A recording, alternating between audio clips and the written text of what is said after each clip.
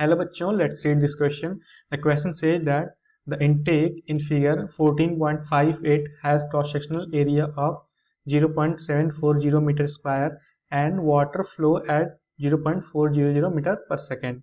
At the outlet, the cross-sectional area is smaller than at the intake and the water flows out at 9.50 meter per second. The pressure difference between intake and outlet is 3 megapascal. What is its vertical distance d? सो इस question में हमें एक reservoir दिया गया है जिसके intake की cross sectional area 0.740 metre square है एंड वाटर की स्पीड 0.400 मीटर पर सेकेंड दिया गया है एंड आउटलेट पे वाटर की स्पीड 9.50 मीटर पर सेकेंड दिया गया है एंड दोनों एंड पे प्रेशर का डिफरेंस 3 मेगापास्कल दिया गया है एंड देन हमें वर्टिकल डिस्टेंस डी की वैल्यू बतानी है. सो पहले क्वेश्चन का हम की कंसेप्ट सुन लेते हैं. That is key concept of our question is that is Bernoulli's equation.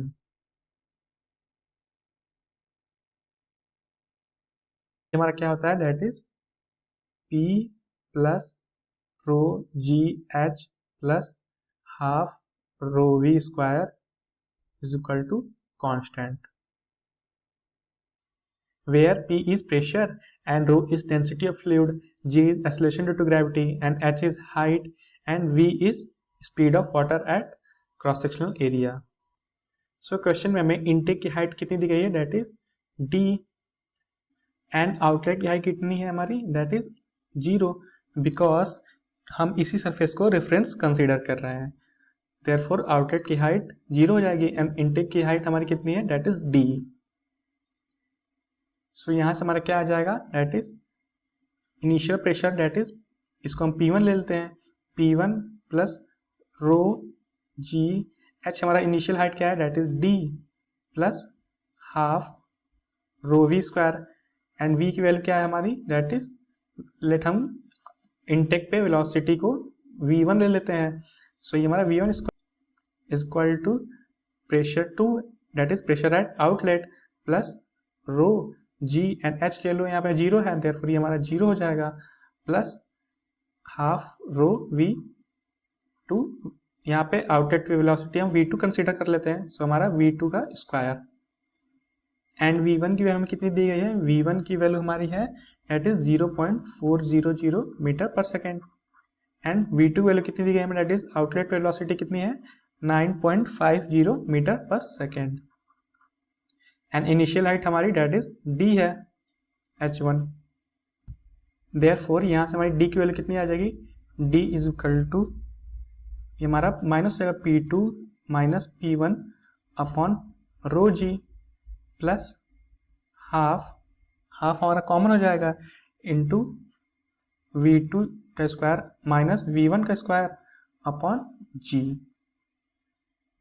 Therefore इस इक्वेशन में अपनी वैल्यूज को हम पुट कर देते हैं. That is d is equal to pressure difference हमें कितना दिया गया है? That is 3 megapascal, that is 3 into 10⁻6 pascal and density of water कितनी होती है हमारी? 1000 kg पर metre cube. So 1000 into acceleration due to gravity की वैल्यू कितनी होती है? That is 9.8 plus half into V2 का स्क्वायर कितना आ जाएगा हमारा? दैट इज 90.25 माइनस V1 का स्क्वायर कितना आ जाएगा? That is 0.16 upon g that is 9.8. सो इसको हम जब सिंप्लीफाई करेंगे तो ये हमारा कितना आ जाएगा? ये हमारा कैंसिल हो जाएगा. सो 10⁻3.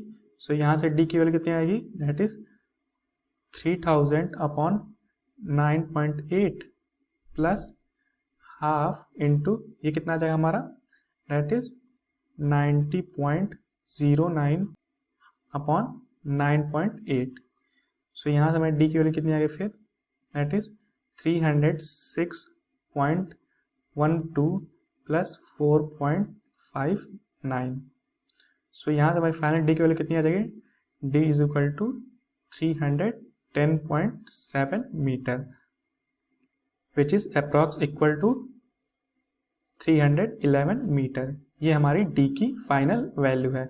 सो हमारा d की वैल्यू, ये हमारा d था तो हमारी d की वैल्यू कितनी आ गई? That is 311 metre. सो ये हमारा फाइनल आंसर है.